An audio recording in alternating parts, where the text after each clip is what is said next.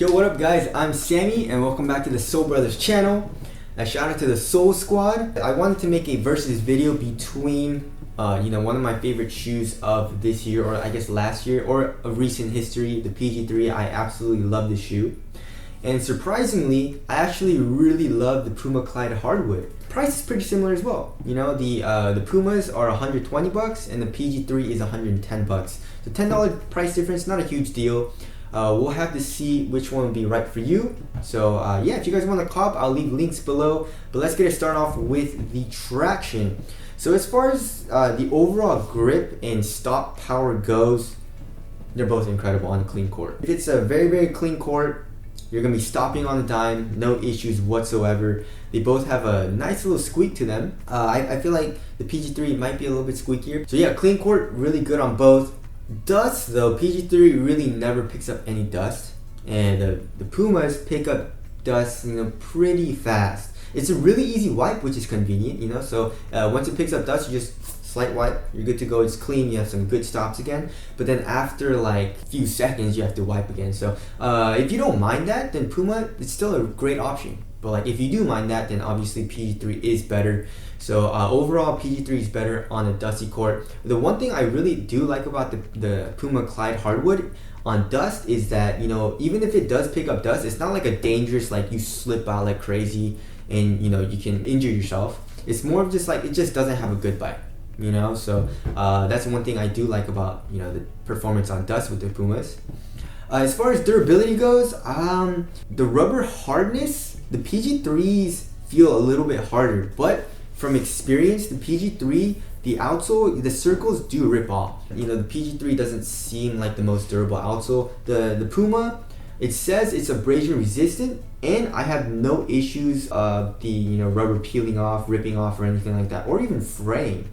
No, I see a little bit of fraying, never mind. The Pumas just seem a little bit more durable, so that's gonna go to the Pumas. Overall, what's better? I feel like for me, the PG3 is a little bit better because I don't like wiping as much, even though the Puma is still really, really nice. So there's a traction there. As far as the heel to toe transition, they're both really nice. I would say the PG3 is a little bit smoother just because there's a little bit more compression in the heel, The Puma, absolutely no compression, but there's a nice little curved up shape here. And then going from heel to toe, it still feels really smooth. They're both really flexible here in the forefoot. So yeah, heel to toe transition, they're both really good. PG3 is a little bit smoother. Moving on to the cushion. So in the PG3s, you have a forefoot zoom unit. It's very prominent, feels really nice and bouncy in the forefoot. And then the heel, there's a nice little compression, So impact protection is still really good, but court feel, you still have really good court feel, and also you have that nice little bounce in the forefoot. I really like this cushion setup in the PG3s. The Clyde Hardwoods, on the other hand, is a lot more mellow. There's a lot of caging here, and of course you do have full length pro foam. Mostly it's just like kind of soft, kind of plush underneath your foot. That's it, So nothing crazy. If you want something more responsive, but with still really good impact protection and court feel, go with the Pumas. If you like that zoom in the forefoot, go with the PG3s. But other than that, I pretty much tied up because court feel is still really good in both. I'd say the PG3 is slightly better. Impact protection, they're both really good. I'd say the Pumas are slightly better. So overall cushion setup is similar, besides I guess the zoom unit. So if you want something a little more minimal as far as the cushion goes, you don't want to feel a lot from the cushion, Puma's the better option. If you like that zoom unit, go with the PG3s. Alright, moving on to the materials. Obviously, the PG3s have really crappy materials. It's a really flimsy and crappy feeling mesh, especially when you get it at first. Once you break it in, it gets a little bit softer and it still feels really nice on foot. And it's also a really thin and minimal material. But the Pumas, you add $10 and you have a really great feeling knit here in the forefoot. It is a little bit thicker than the PG3s though, and so it doesn't feel as minimal as the PG3s.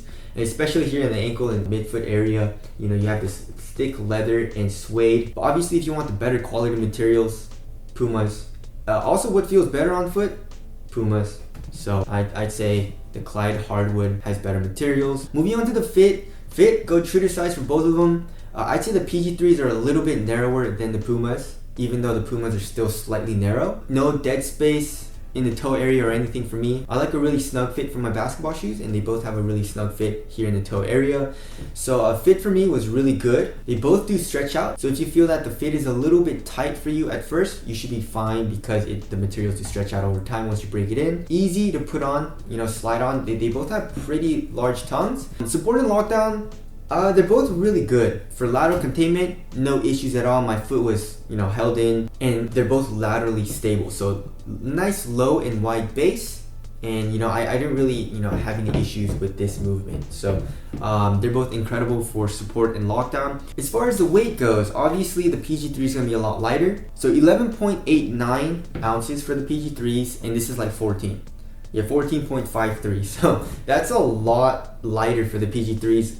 Does it feel lighter? Yes, it feels a lot lighter. It feels a lot more minimal, even though the Pumas don't feel like crazy bulky, It just feels heavy on foot, but they're both really nice to play in because, the traction is good. They're both really responsive. So playing in both of them, you feel really fast and quick. It's just the PG3s feel a lot lighter and a lot more minimal. As far as the step and comfort goes, I say the Pumas are a little bit more comfortable for casual use because the materials feel really comfortable on foot. So Pumas for the win for casual use. As far as aesthetics go, I like the Pumas better. You can rock these off court if you would like, and on court it looks dope. The PG3s, even though I love these shoes so much, I just never really grew on me aesthetically.